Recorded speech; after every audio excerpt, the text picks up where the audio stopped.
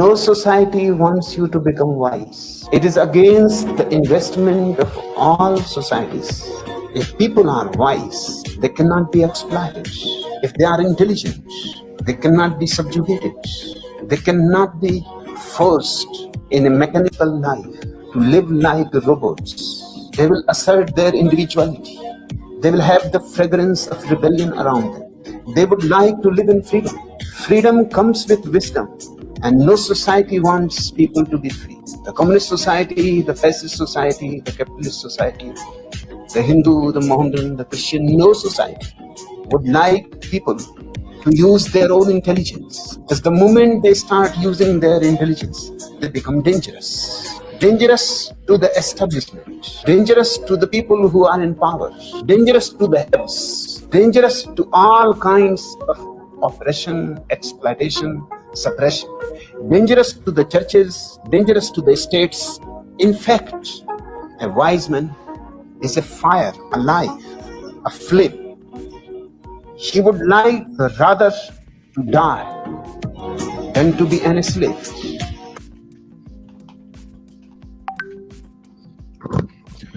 Good morning, good afternoon, good evening. Welcome to the African Wahala. As you can see, this is the mental revolution conversation.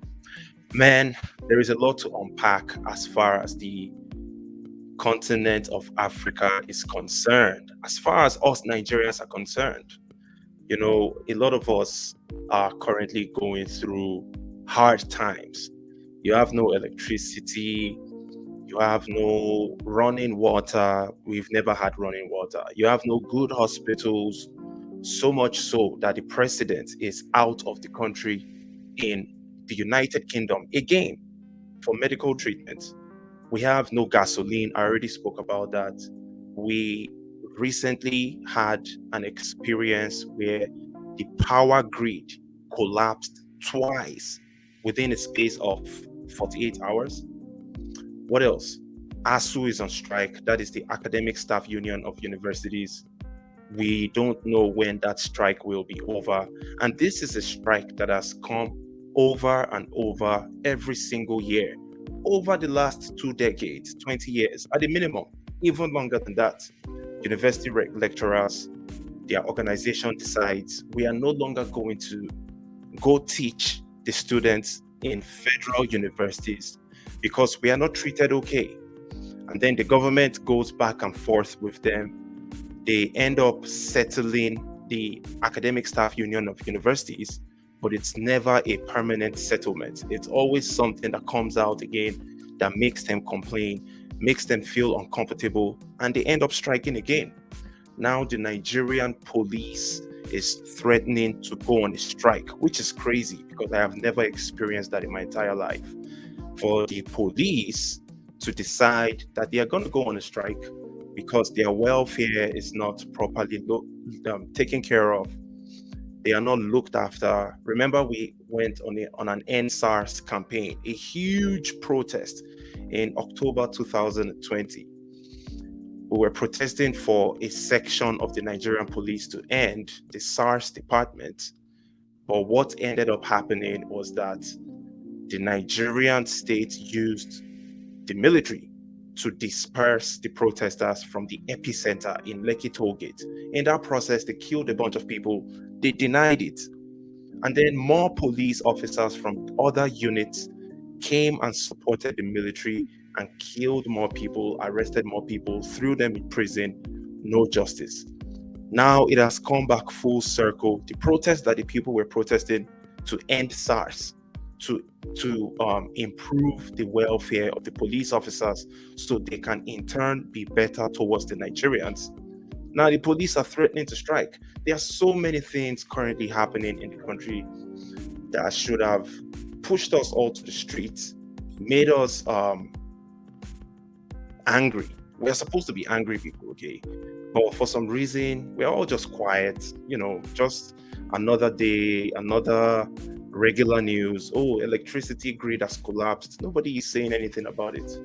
And I'm just wondering, why are we so used to adjusting to any form of suffering that is thrown at us.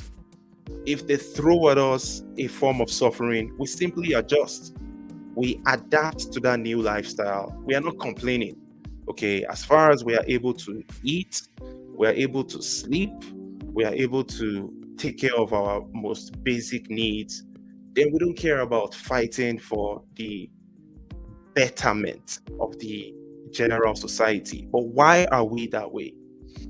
Why are Nigerians the way we are? Why are we a people that just accept to be pushed to the side, treated like crap, and we do nothing about it? Look at this tweet. You are a Nigerian, you have no electricity, you're without gasoline, you have no cooking gas, you're without clean water, you have no motorable roads, you're not safe at home, your children are not safe in their schools, you have no jobs after you graduate from school, you are nothing.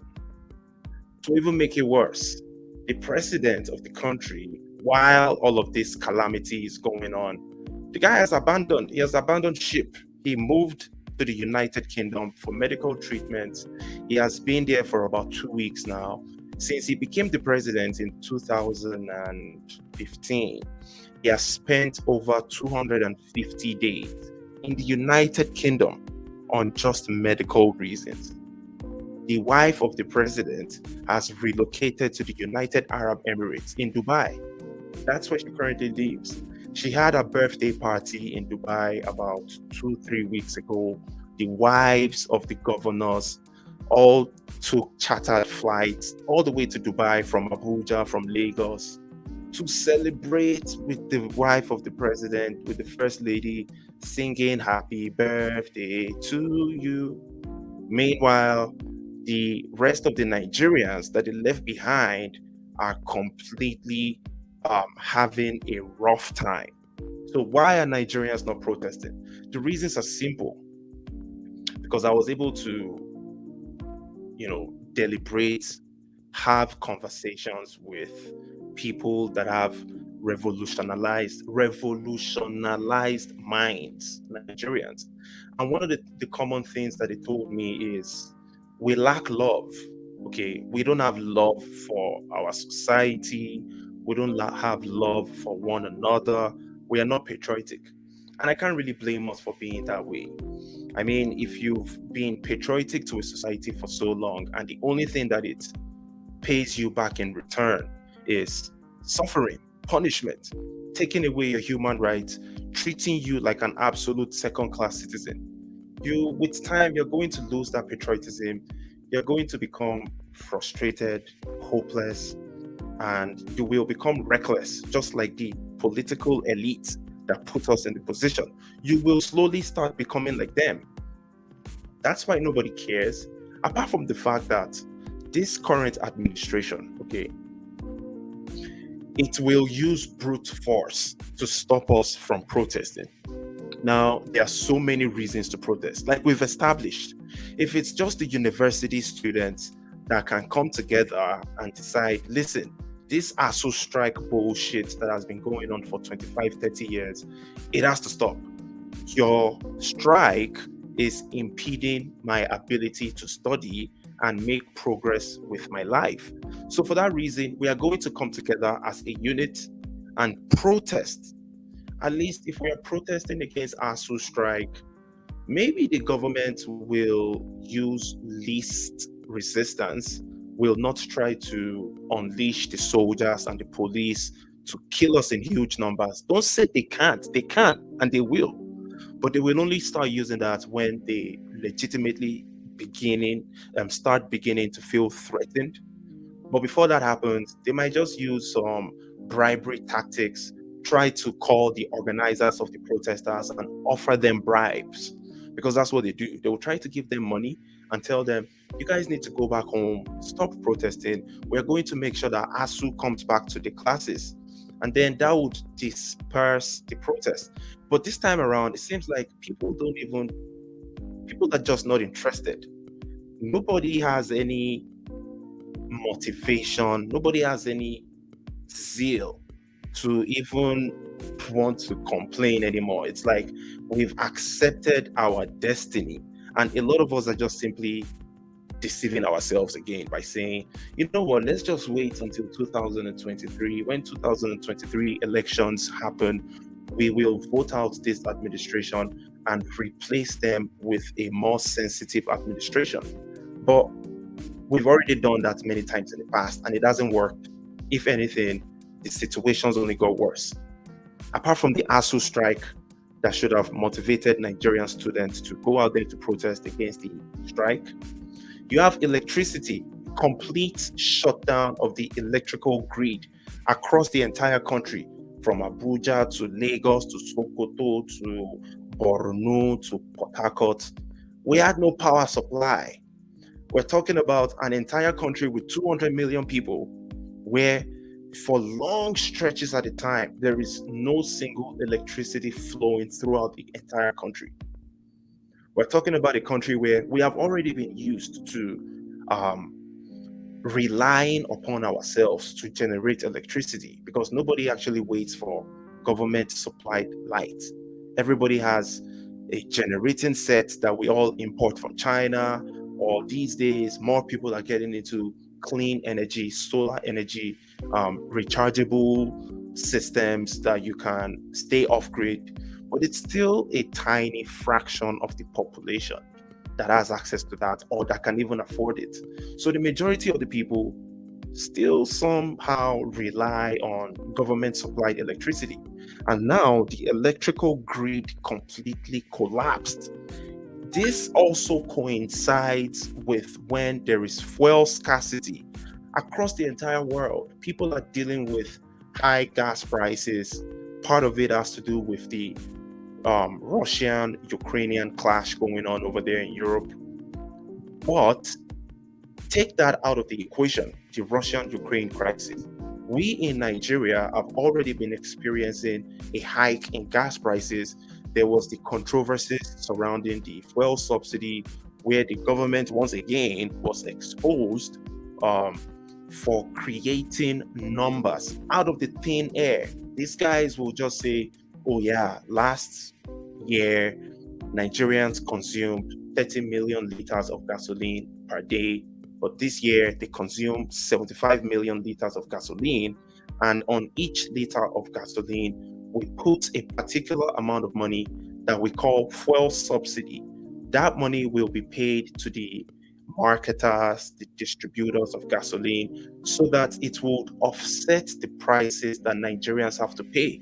Because if Nigerians were to pay the direct conversion of the gas prices in the international market, it will be completely unaffordable. So in order for us to save the Nigerians, this is the government talking, we have to subsidize the gas prices by spending X amount of money per liter of gas. And then we witness them magically changing the numbers from 30 million per day to 75 million per day without any statistical basis. Just pure magic. That is one of the ways that these guys fraudulently siphon money. But that's not even the problem. We know that this siphoning has been going on throughout our entire existence. We know that criminals have been in control of this country throughout, from the time of independence till this day. And that has completely destroyed many aspects of the country. But why are we not fighting back? That's what I just don't understand. I don't think we are cowards. I don't think we're just straight up dummies that love suffering. I don't think we are. But unfortunately, we have been pushed to a corner. We have been manipulated using different resources, different media, starting with the religious aspect, the traditional aspect, and the politicians. These groups, these institutions have collaborated for the longest time in suppressing us mentally. And that's why when I talk about the religious aspect, you find a lot of Nigerians, they simply just let it go. You are treated like a slave by your political elite and your religious elite, but you choose to just let it go. Let it go. God will deal with these people. Let it go. And then that guy that you're praying for God to deal with, nothing happens to him. He committed crimes in 1999, between 1999 and 2007, when he was in a position of authority for 8 years. The crimes that he committed by stealing money that was supposed to be used to build roads, to build good hospitals, he stole all that money, put it in his private bank account, and then here we are in 2022 dealing with the consequences of that money that he stole. Because the money that he stole that could have been used to build hospitals that was transferred into his private bank account now created a negative snowball effect where millions of people are negatively impacted. Now, that same individual that stole that money, when he needs to use a good hospital, he travels abroad with the stolen money to go to a foreign country with better infrastructure to use their hospitals. Then he comes back to Nigeria, where the rest of us have access to nothing, and he's smiling, and he has the powers, he's treated like a king, he has the convoy of security men, police officers and soldiers guiding him with AK-47s, while the rest of the people are left to deal with the insecurity of the country. So this unfairness has been going on for so long, but we keep on letting it go. We the people, the religious aspect is we need to stop forgiving these people. We need to hold them accountable. We need to continue calling them out. Stop allowing these people go scot-free. If we don't even have the powers to do anything, the least we can do is to boldly come out and call them by their names. A thief is a thief. You can't continue allowing a thief to go scot-free because your religion tells you just forgive him, God is going to deal with him. And then that thief has emboldened other thieves to continue the thievery. Then what makes it worse? That thief, many of them, I can give examples, today are now godfathers. They are now elder statesmen. These are the people that are revered in our society, that are treated like the kingmakers. These are the people that newer politicians go talk to and ask, can you please endorse me? I need to become the next politician in this aspect of the country. I need your approval. A thief. But we have already used our church mind, our mosque mind to forgive this criminal. Now he's emboldening more criminals to continue the act. That's why we are just wallowing in the same spot over and over and over again. It's not only religion. There are so many other things that we distract ourselves with. Like a lot of these Nigerian youths that are currently affected by the ASUU strike. For example, you find them arguing on Instagram, on Facebook. They are not talking about political stuff because they really don't care. As far as they can live their lives and maybe make some money while ASUU is on strike, they're not bothered. They keep, and I'm not accusing every single person of doing this. There are many people that are angry, that are trying to organize rallies to reject this nonsense that they all find themselves in. But the vast majority of the people are distracted. They're distracted watching English Premier League. They are watching European soccer. If Big Brother Nigeria was currently going on, that's what they all will be talking about. Nobody will give a damn about ASUU. If just trivial things, they argue about musicians. Davido, Wizkid sold out O2 Arena. Davido sold out O2 Arena. How many Ghanaian musicians can sell out O2 arenas? You Ghanaians are bums. That's what the youths are doing, bro. Instead of them to focus on their problems, they are busy arguing with Ghanaians, comparing Nigerian musicians and Ghanaian musicians. But the most important factor that unites every one of us for not wanting to protest any longer, for losing hope, is the fact that we don't even have love for our society. We actually have no love. Nobody loves Nigeria any longer. Nobody gives a damn. We're all just waiting for our opportunity to become the oppressor. It's quite unfortunate, man. I'll show you one other tweet here.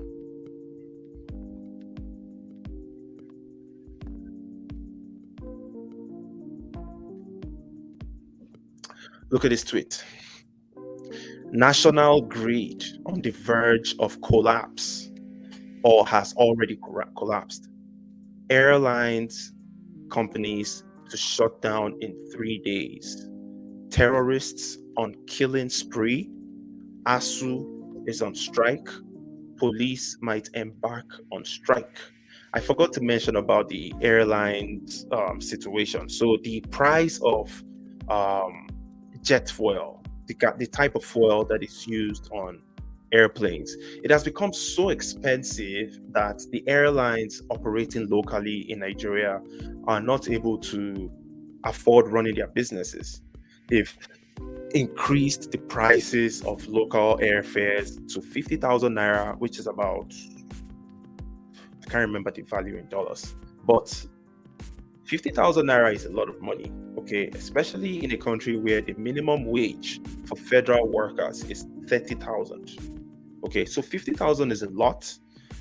Though if you convert it to international currency, it might look like it's small money, but in the Nigerian context, it's a lot of money. Now, that has become the standard airfare for local flights within the country.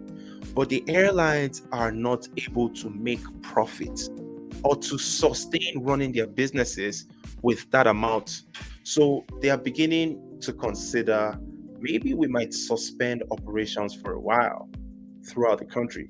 It's like every single thing has collapsed in the last 1 week. Every single thing has collapsed. We found stories of the Nigerian military fighting against terrorists in Katsina. Sorry, I believe it was Kebbi, in Kebbi State, northern Nigeria. And they were murdered soldiers with their dead bodies littered all over social media, Facebook, Instagram. But then again, at the same time, you hear about the Nigerian military telling the Nigerians that we have launched an air assault on terrorists in Katsina and we've killed a bunch of them. But you don't see any dead body of any terrorists. And next thing you know, you are reading it in the news that terrorists are being pardoned and reintegrated into the society. So it's just a crazy situation that we are in, man. And if you summarize all of this together, many Nigerians are completely hopeless. Okay, they are hopeless. They have lost any morale to even want to go out there to improve their lives. But one thing about human beings that I keep thinking about is if you are pushed to the wall, okay, you are under so much pressure by your environment that it puts you in a very uncomfortable position. Maybe you don't have the resources to feed yourself any longer. You don't have any money. You're homeless. You're sleeping under the bridge. It pushes people to do stuff, right? It pushes you to find a solution to at least improve your situation a little bit. But in our own case, we've already been pushed beyond any level of comfortability, but we're just quiet. And I can understand, like I said again, I mean, we have a brutal regime of Buhari. Buhari would literally send out thousands of soldiers and police officers to kill people. If you go out there to protest that, oh, ASU, you need to go back to your schools. ASU striking teachers, lecturers, you guys need to go back to your classes because we, the students, we demand that you go back to school and we need to graduate, and we demand from the federal government to compensate these striking lecturers, pay them their money, whatever they're asking for, give it to them, and make sure this doesn't happen going forward. When Nigerian students gather that balls to go out there and protest in front of the Ministry of Education, I will not be surprised when you see Nigerian army officers with AK-47s, you find DSS with machine guns, you find police officers, poverty-stricken people with machine guns shooting at the protesting Nigerian students. I'm going to go back into the history of Nigeria real quick to talk about some situations that pushed Nigerians to huge protests. So, Looking back at the history, there was a civil unrest as a result of the Aba women. This was way back during the colonial era, around the 1920s. There was a tax situation imposed on the Nigerian women. Back then, the British were the administrators in Nigeria. So the British imposed an unfavorable tax on the Nigerian market women. So women in Aba came out and started protesting against the British non-stop. It turned out into a riot, and then the British used brute force to stop the protest. They killed a bunch of women. There was another tax-related protest that happened in Abeokuta with Fela Ransom Kuti's mom. What was her name now? The first woman to drive a vehicle in Nigeria. Ransom Kuti's mother. She led a protest that was also related to unfavorable taxes by the administrators. People are usually pushed to go out there to protest when they are uncomfortable. That's what happened. There was another protest in the Enugu coal mine workers when P.A. Imodu led the protest prior to Nigeria's independence. I believe that was in the 50s, thereabout. There was another protest. This time around, it was led by Nigerian students. Okay, this protest had to do with the increase in meal tickets and fees. It was led by the Nigerian students in the late 70s. And then there was the June 12th protest. The one that happened by the Nigerian students was also violently squashed, just so you know. The June 12th protest happened as a result of the annulment of the 1993 elections by Babangida. Imagine, Babangida that annulled the only free and fair election in Nigeria's history. Today is referred to as an elder statesman. No justice served. This man stole away the opportunity for Nigerians to experience a true democratic dispensation. When he committed that crime, he was made an elder statesman by the people, by the victims of that crime. And that's exactly what we're talking about. We keep forgiving these people, letting them go. Oh, he's an old man. He's an old man. Just let him go play with his grandchildren. But after he retires, he doesn't pay for his crimes. No jail terms, nothing. He becomes an elder statesman. He becomes someone that everybody of importance has to go talk with before they can be put in a better position. That's the craziness that we have in this country. We reward criminals, and then the victims of the criminality are treated like trash constantly. The reason why we are upset today is because there is an unfair distribution of wealth. There is no fairness, no equity, no justice. When rich people commit crimes against poor people, they don't go to prison. The poor people have to deal with that pain by themselves. The institutions in the country don't have the capacity to deliver justice to the poor people. That's why people are angry. Like right now, before Buhari became the president, he made a bunch of promises. Oh, ASUU strike will never happen when I become the president. He was criticizing the previous administration of Jonathan for allowing ASUU strike to linger for a long time. And then he got into position of presidency, and ASUU strike has happened every single year since he became the president. To make matters worse, the guy has spent close to 1 entire year in the United Kingdom on medical reasons. And he made promises before he got into power that medical tourism will be a thing of the past. But they don't give a damn. And that's why the people are angry. People like me, we are just so upset. And I'm sure there are many people like me too. But sometimes maybe they don't have the courage, or maybe they don't have the resources to express their frustrations and to talk to other people about their frustrations. Maybe that's why they don't complain. But you're still obligated to complain. If you don't complain, if you sit in silence, we're going to continue wallowing in this mess. And what makes it worse is that a bunch of us, we the people, okay, that are victims of this mess, a lot of us have been brainwashed into thinking that we have to support the criminals that put us in this mess. Because when we do, we will stand a chance at obtaining some of the crumbs, the leftovers from their loot. That's why the people are not complaining. My brother DC, Halo of African Wahala, didn't get a notification. Is there any hope for Niger? Thought you would discuss the Ukraine. Bro, man, as a matter of fact, I'm just going to talk about Ukraine for like 5 minutes, just to show you the mindset of the people. Just to show you where the people's minds are these days. Is there any hope for Niger? My bro, that's a great question, man. It's beginning to look like there can never be hope for Niger. And I'm just being dead serious. Because if the destruction has gone on this bad for so long and nobody is even reacting any longer, then that is a hopeless situation. Anyways, let me show you this video.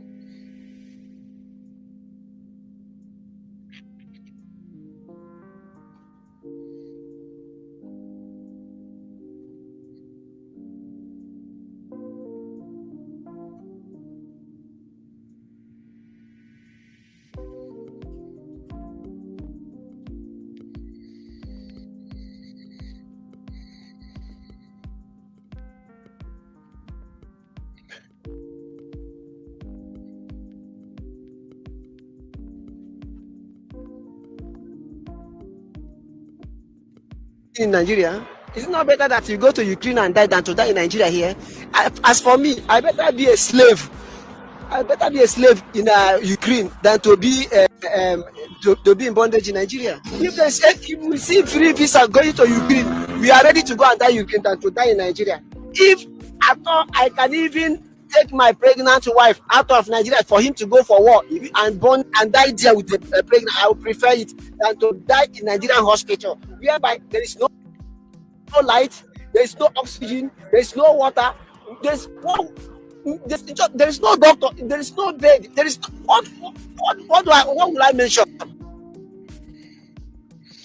Boy, that's the pain, man. That's the pain of many Nigerians, bro. Did you hear this man just complaining about, man, if he has the opportunity to go to Ukraine, he will jump on the next plane. He's in Ukraine. His pregnant wife, if he has the opportunity, he would come along with his pregnant wife to the war zone in Ukraine. He would rather go die in a battle against Russia in Ukraine than continue living in Nigeria. And this represents the mind of millions of Nigerians. And that's why you might be wondering, man, what's wrong with these people? Why are these people why are they volunteering to go fight for Ukraine? What the hell is going on here? They are frustrated.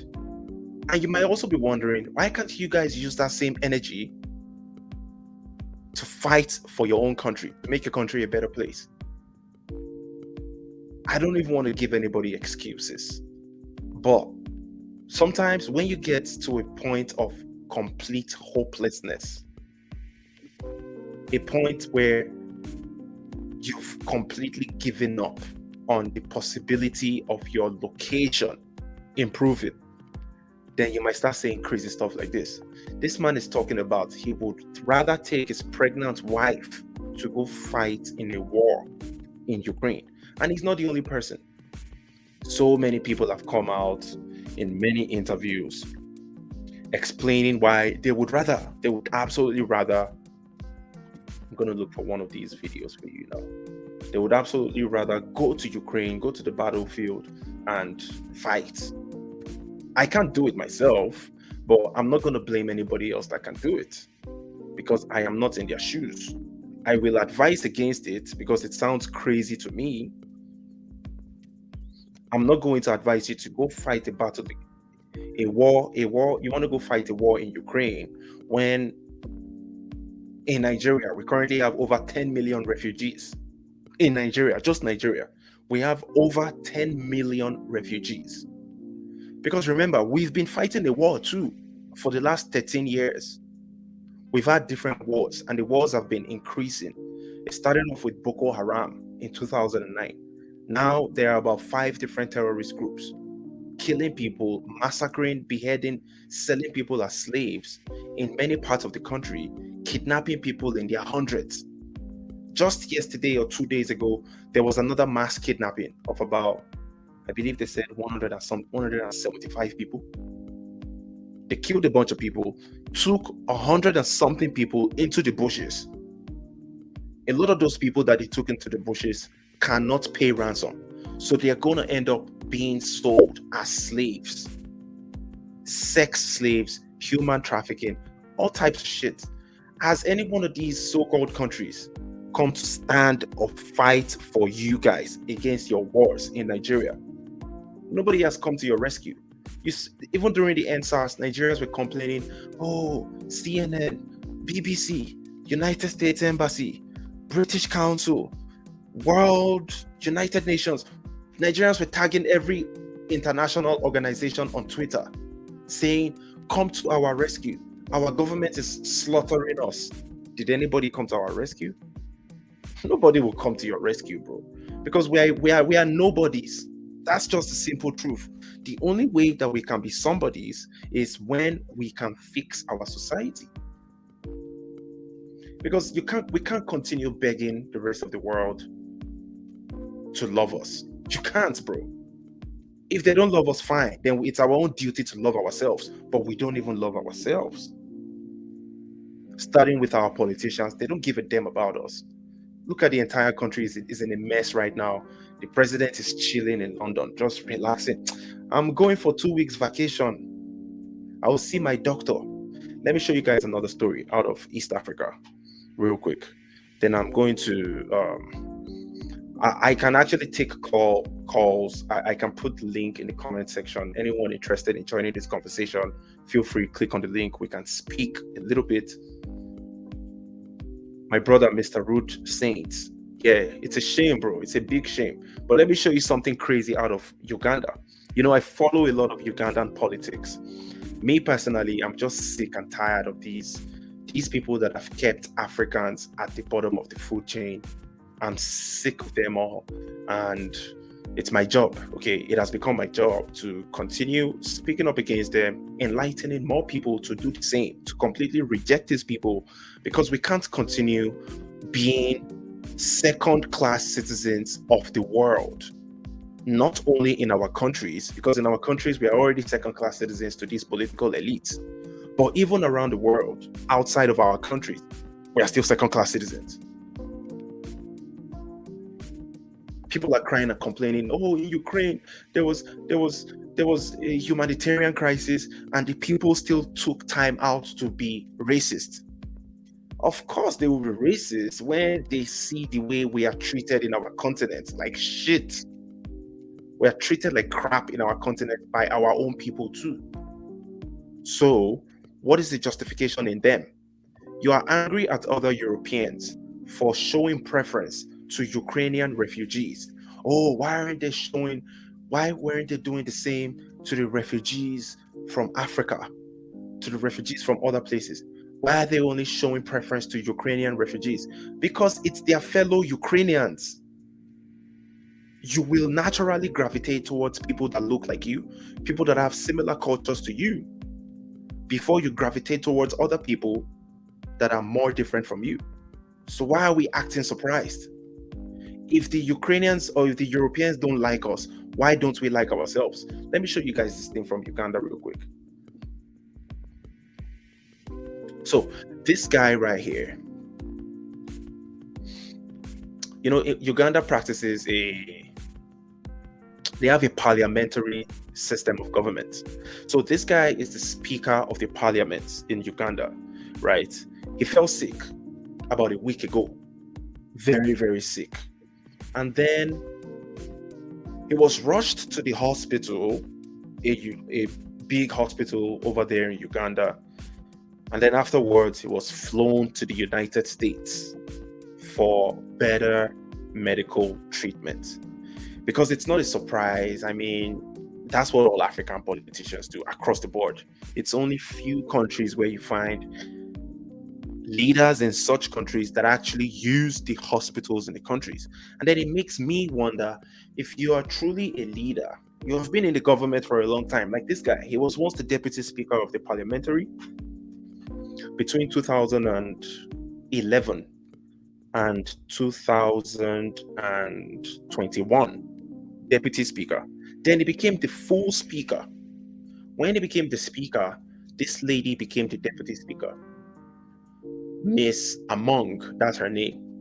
His name is Jacob Ulaya. Ulaya is sick, is in the US. The deputy took over the parliamentary. But what made the story crazy was this guy coming out. So this guy is the director of communications of the parliament in Uganda, Chris Obore. That's his Twitter page, his Twitter handle, at Chris Obore1. He had an interview with a TV station, and this is what he said. I can confirm that the deputy speaker has traveled to the United States to see the speaker, to check on his status and brief him on the house, on how the house is performing while he's away. So let me break that down for you. The speaker is sick of the parliamentary of an entire country. They have to fly him to another country entirely because their country does not have good medical infrastructure. While in the other country, the deputy speaker goes to visit him in the other country and is explaining to him that, oh, your position that you left behind, things are going well. I just came to let you know. So it's left for you to wonder, how are these people running these countries? Why are you wasting resources? Why does the deputy speaker have to travel to the United States to go see the speaker and brief him about what is going on? Is there nothing like WhatsApp calls, Skype calls, Facebook messages, text messages?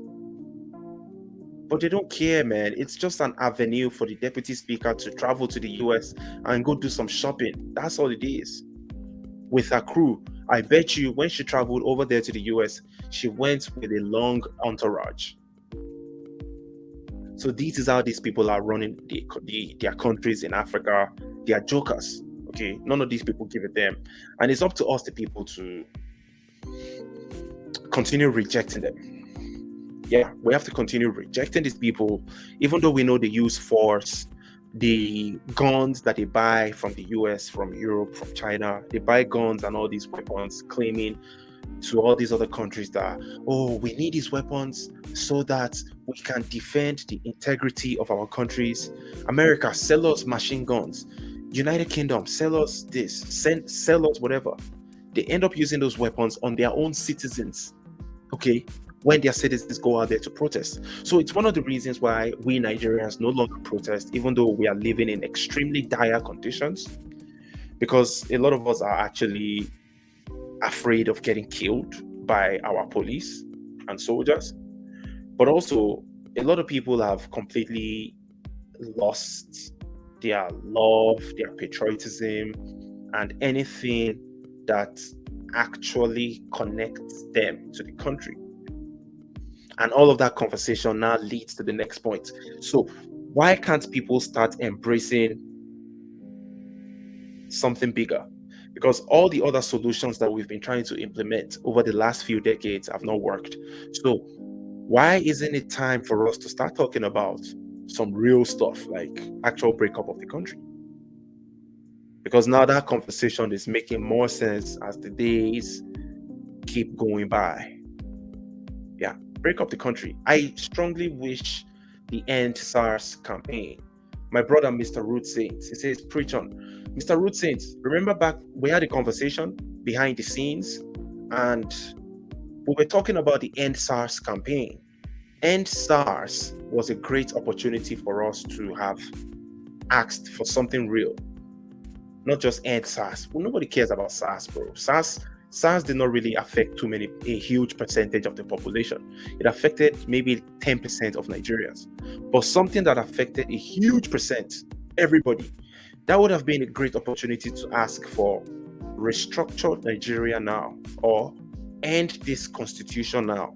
Throw this constitution in the garbage and give us a new one, a brand new constitution right now. A constitution that will be created from the input of the people, not a constitution that was created by a military decree.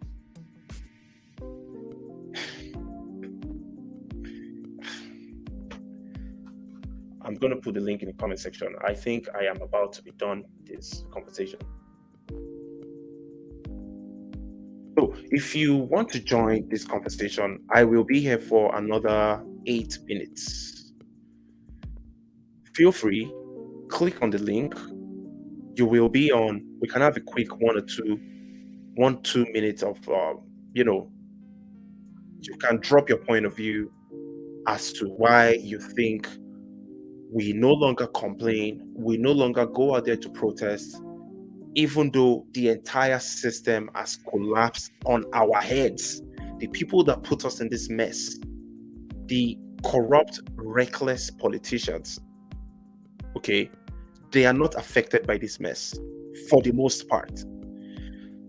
Fine, they slightly have some negative effects as well, but for the most part, they are not affected. We have no electricity, we have no gasoline to power our generators, but the politicians, they are not affected because they have Meccano generators. Are like the most expensive and durable generators. They are not for poor people, it's not for the masses. It's directly imported from China. It costs maybe $20,000 a unit, so definitely that's not for the common man. But the wealthy, rich criminals that put us in this mess, I'm talking about the ministers, the minister of power, the minister of all these crazy people, okay? They have Meccano generators in their houses.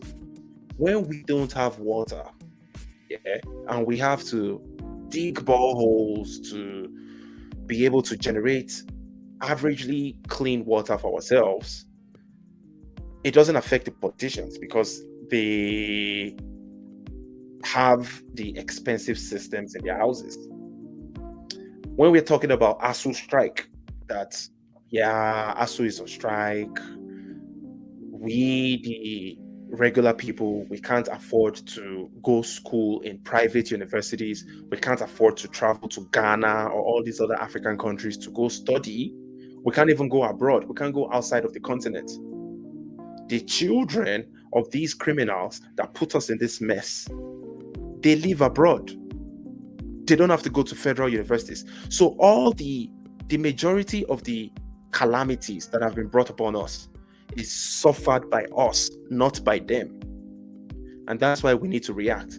I'll show you guys this one final clip from the Minister of Power. He was bragging, very, very boastful, talking about, it's very easy to solve electricity problems. This was him back in 2015, I believe. Minister of Power.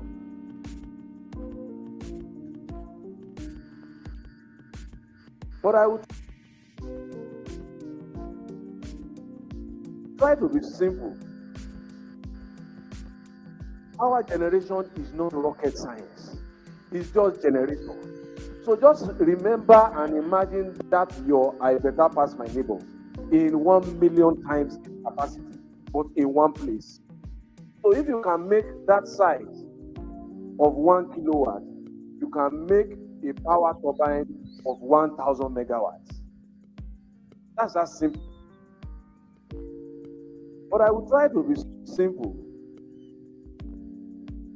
Power generation is not rocket science. So clearly, the Minister of Power in Nigeria, Fashola, that's his name, he knows a lot that we don't, because he just told us there that power generation is not rocket science. This is many years later. It has proven to be rocket science to this man. Well, it hasn't proven to be rocket science. What happened was that Fashola even though he had a good integrity while he was the Lagos State governor. Because you see, what these guys do is, once you can manage to get yourself in a position like governor, you are going to be in that position for a long time. It's a very corrupt system, you know. I don't know why you have to make a former governor a minister, and then after becoming a minister, he's going to become a senator. Then he would retire as a senator. That's how the career path is: get into politics, remain in politics, because that is the avenue that would fetch you billions of naira and dollars. So that's how it works. A guy like Fashola, while he was the Lagos State governor, I think he did some good, because it was during his time that BRT came into fruition. Right after that, they finessed him into Ministry of Power. Now he has completely destroyed his legacy, because he has been the Minister of Power for about 7 years, and the only thing that has happened is a dwindle in power generation in the country. You know, one of my favorite politicians of all time in Nigeria is Dora Akunyili. Dora Akunyili was the leader of NAFDAC. She did a great job, an amazing job.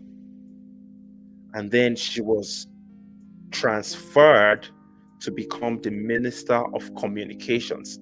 That almost tarnished her legacy, but she still has a great legacy. Because while she was in communications, she did not have the powers to clean up the communications ministry like she did NAFDAC. Because trust me, in Nigeria, once you get to a position and you genuinely have the plans to do good, you would have so many enemies. You would have so much pressure fighting against you, preventing you from doing good. That's just how the system is. I'm done my rant for the day. Thank you guys for tuning into the African Wahala.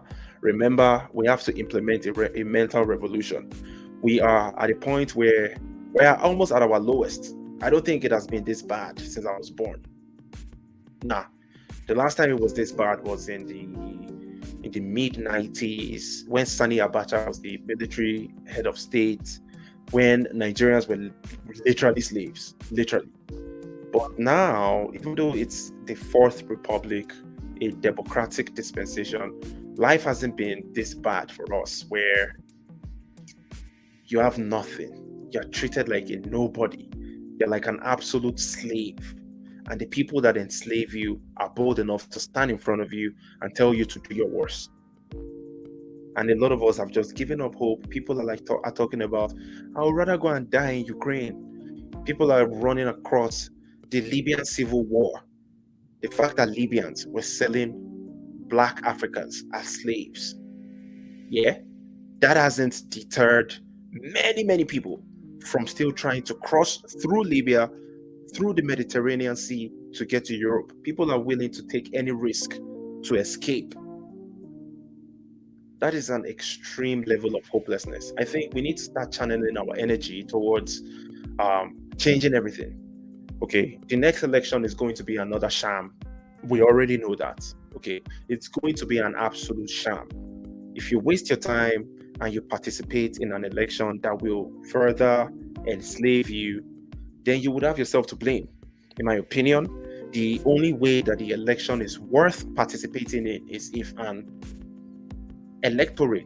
if a campaigner, one of the people that wants to be the president, comes out right now and lets us know that, listen, we're already fucked. Okay, so what we are going to do going forward is, number one, we're going to change that constitution because it's a fraud. That constitution has enslaved us for the longest time. We are going to change it. And I'm saying that boldly right now during the campaign, because this might be a political suicide move for me. Anybody that comes out to say that, I will give that person my support, because he's not afraid to tell it how it is. But if anybody just comes around and tells you now that, oh, I'm going to create jobs, and we're going to give you electricity, we're going to give you schools, Baba, they can't give you nothing. We've heard those promises time after time after time for decades. It has yielded nothing. So even if a politician genuinely has good intentions to give us electricity, good roads, to stop medical tourism for public office holders, he will be stifled by his colleagues, because his colleagues want that power to remain the way it is. They want the status quo to remain the way it is, where there would be an unfair distribution of wealth and resources, whereby 1%, the 1% of the elite, political mostly, then traditional and religious, the 1% that have continued to trample upon us and manipulate us for the longest time, will continue to have the powers, while the 99% of us will continue to be their slaves. That's what they want. So we have to continue speaking up against it, and that's where I'm going to end this conversation. My brother Ruth says, we must always remember the reality of poverty and oppression the 100 million poor people face. Absolutely. I don't want to be extreme, but we both know the system does not exist. The 1999 Constitution is a master-slave contract. Absolutely. That's what it is. It's nothing more than a master-slave contract, and it has to go. If we can't even achieve anything, that constitution has to go, because anybody that becomes the next president of Nigeria will have to operate under the 1999 Constitution, which takes away his powers from changing anything, from making anything better. And we are going to continue wallowing in this mess. But thank you guys for tuning into the African Wahala on Facebook, Diaspora Radio International on YouTube. I salute everybody. Thanks for tuning in, and make sure you implement a mental revolution, teach other people, spread the word. We have to implement a mental revolution. It's a process whereby we would unlearn a lot of negativities that we've learned throughout our entire lives and start embracing positivity. Let's just put it that way. Thanks for tuning in. Click on the like button before you leave. If you're on YouTube, subscribe to the channel. If you like the content, share the video with your friends and family. Peace. Be back tomorrow.